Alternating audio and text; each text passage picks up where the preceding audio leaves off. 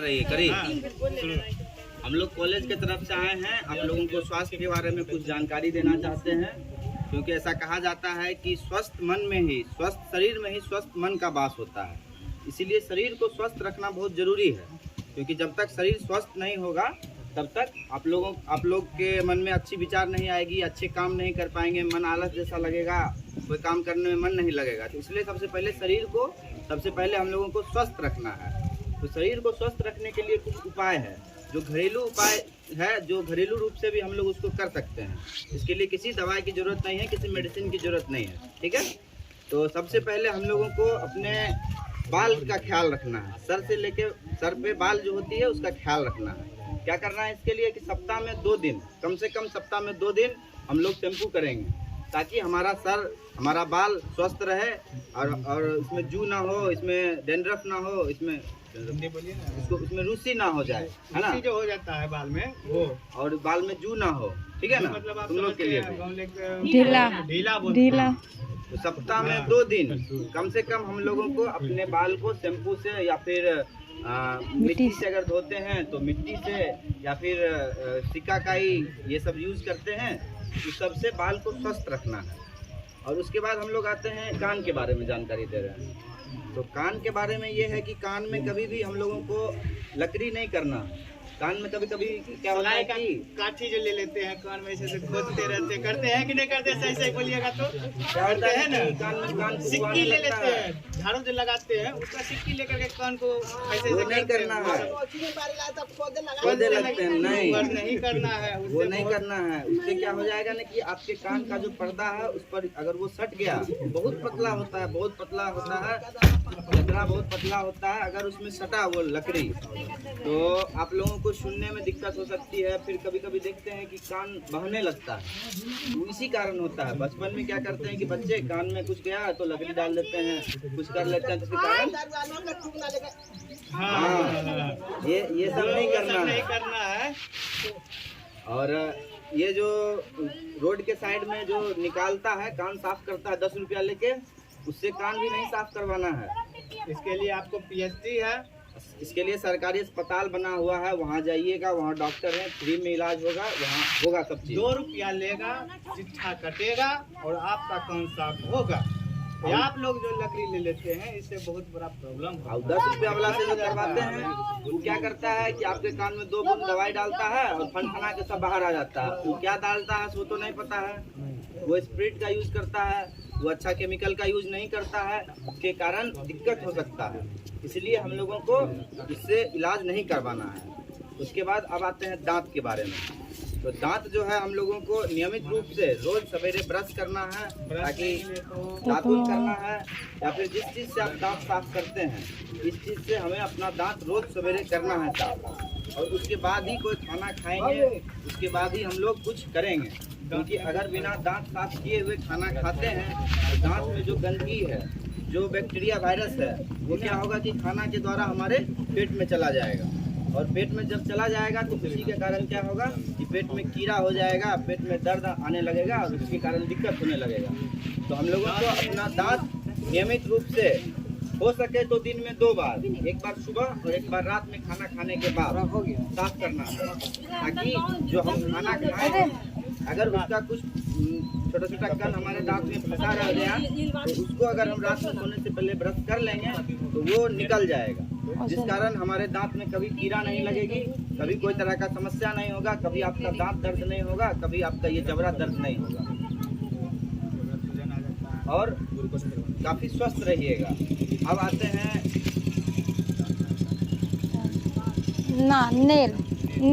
नाखून। ये देखिए, नाखून का जो है बहुत बड़ा योगदान है हमारे शरीर में, इसका बहुत बड़ा योगदान है।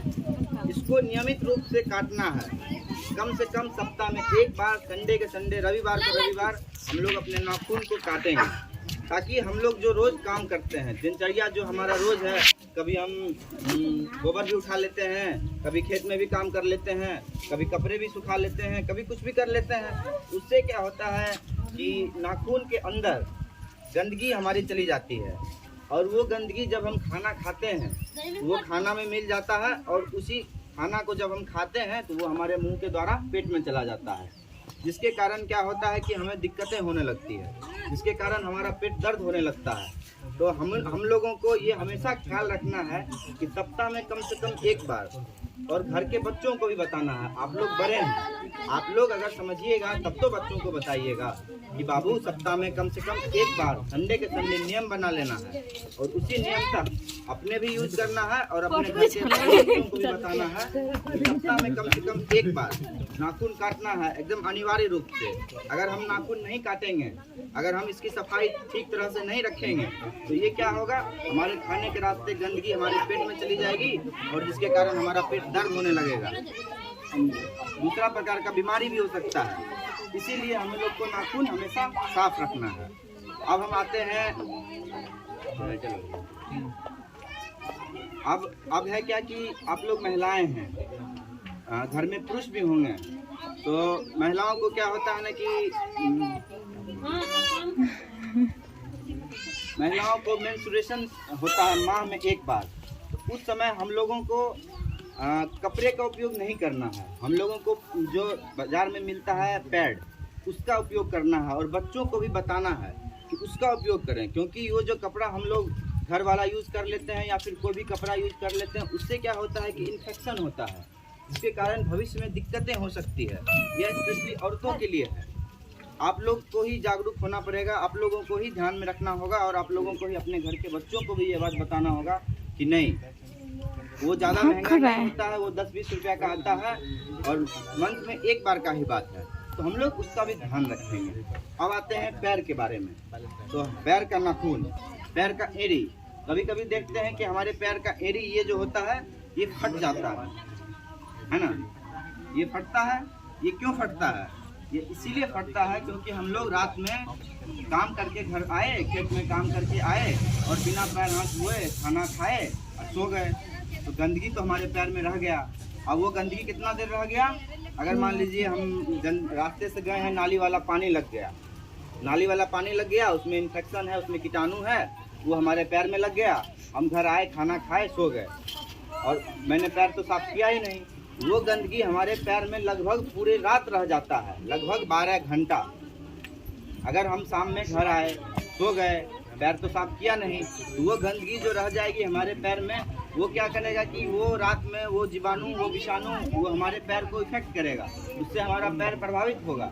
इसके कारण वो गंदगी हमारे पैर को इन्फेक्टेड करेगा और हमारी एरिया फटने लगेगी, जिसके कारण बाद में हो सके आपको चलने में दिक्कत आए, उस फटी हुई एरिया से ब्लड आए। तो आप लोगों को इस बात का ध्यान रखना है कि रात में सोने से पहले नियमतः अपना हाथ धो लें, अपना फेस धो लें, अपने पैर को पूरा यहाँ तक धो लें, और उसके बाद सोएं। इससे क्या होगा कि आपको नींद भी अच्छी आएगी, और रात में किसी तरह का कोई दिक्कत भी, परेशानी भी अनुभव नहीं करेंगे। तो इन छोटे छोटे बातों का ध्यान रखकर हम लोग अपने आप को स्वस्थ रख सकते हैं, अपने बच्चों को बता सकते हैं कि बाबू आप ऐसा करें, जिसके कारण उन लोगों को भी दिक्कतें नहीं होंगी, उन लोगों को भी परेशानियां नहीं झेलना पड़ेगा। जो परेशानियां आपको झेलनी पड़ती है वो आपके बच्चों को ना झेलना पड़े।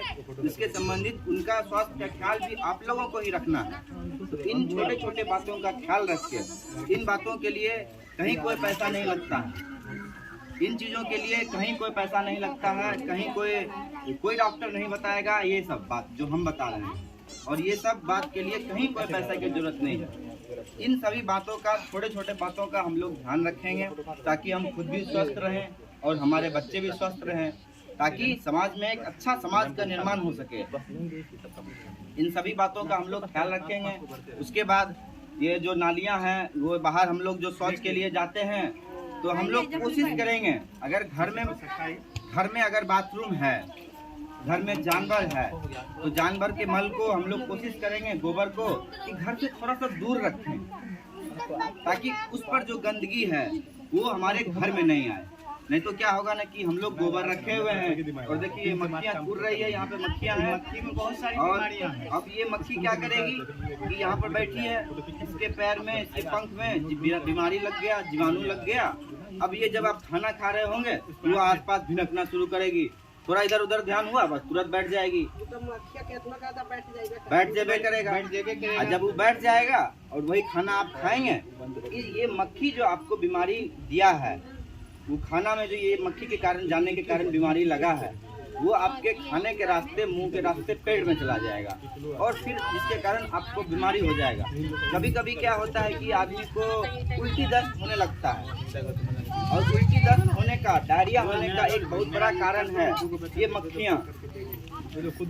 कोशिश करेंगे हम लोग साफ पानी पीने का, अरे चुप रहो ना यार, बोलने दो। कोशिश करेंगे हम लोग साफ पानी पीने का, क्योंकि पानी साफ अगर हम लोग पिएंगे जिसके कारण हम जो भी खाए हैं वो अच्छे से पचेगा, उसका हमारे पाचन क्रिया पर बहुत अच्छा असर पड़ेगा। और अगर पानी साफ नहीं है, अगर पानी हम लोगों को लगता है कि पानी दूषित है, तो हम लोग क्या करेंगे, एक छोटा सा उपाय, उसको उबाल के पीने का कोशिश करेंगे।